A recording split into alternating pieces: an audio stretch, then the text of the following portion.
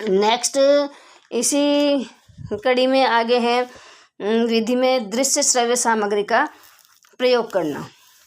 दृश्य श्रव्य सामग्री जो है ऑडियो विजुअल एड्स, इनका भी प्रयोग करते हुए और बालक में श्रवण कौशल का विकास किया जाता है। तो इसमें विभिन्न जो सामग्री है उसमें हम देखते हैं ग्रामोफोन और टेप रिकॉर्डर।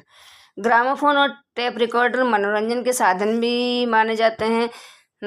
कई हम देखते हैं कि पुराने समय, अभी वर्तमान में तो ग्रामोफोन उपलब्ध नहीं है, लेकिन जब हम फिल्मों वगैरह में देखते हैं तो वहाँ पे ग्रामोफोन के द्वारा विभिन्न जो गाने वगैरह हैं वो सुने जाया करते थे। इसी तरह से वर्तमान में हम टेप रिकॉर्डर देख सकते हैं, तो उसके माध्यम से विभिन्न जो गीत हैं, कविताएं हैं, उनको मनोरंजन के लिए इसको उपयोग में सुनने में काम में लिया जाता था। तो इसी को ही हम श्रवण कौशल के लिए भी ये एक बहुत कारगर सिद्ध हुआ है।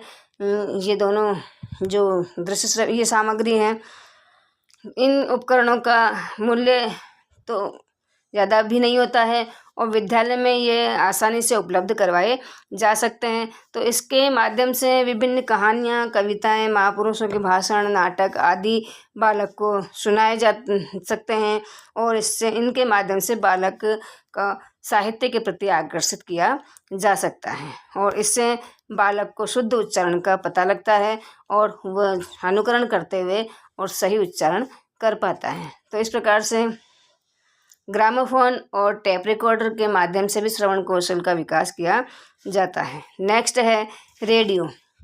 श्रवण कौशल के प्रशिक्षण तथा विकास के लिए रेडियो को भी उपयुक्त माना गया है।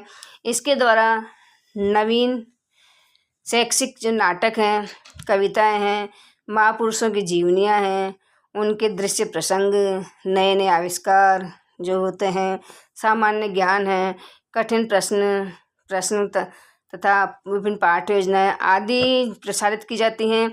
और यदि विद्यार्थी ध्यानपूर्वक रेडियो को सुनते हैं तो वे विषय वस्तु को समझते भी हैं और उनका उच्चारण भी शुद्ध होता है, वो शुद्ध उच्चारण को भी सीखते हैं। तो इस प्रकार से इसके माध्यम से भी बालक में श्रवण कौशल का विकास किया जा सकता है। नेक्स्ट है चलचित्र, सिनेमा। श्रवण कौशल के लिए चलचित्र भी काफ़ी उपयोगी है। विद्यार्थियों को हम दृश्यों के माध्यम से सजीवता का अनुभव करा सकते हैं। शैक्षिक चलचित्रों का प्रयोग भाषा शिक्षण को अत्यधिक रोचक बना देता है।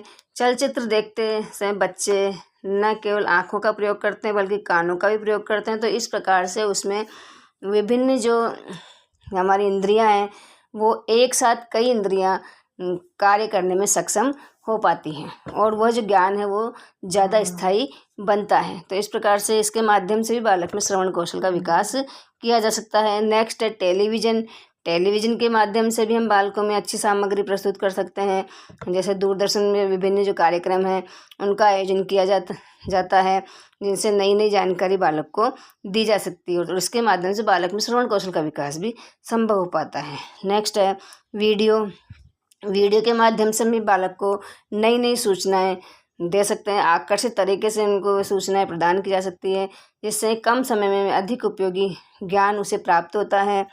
तो इस प्रकार से विभिन्न शैक्षिक वीडियोज़ हैं उनको भी बनाया जाता है, जिसके माध्यम से बालक में श्रवण कौशल का विकास हो पाता है।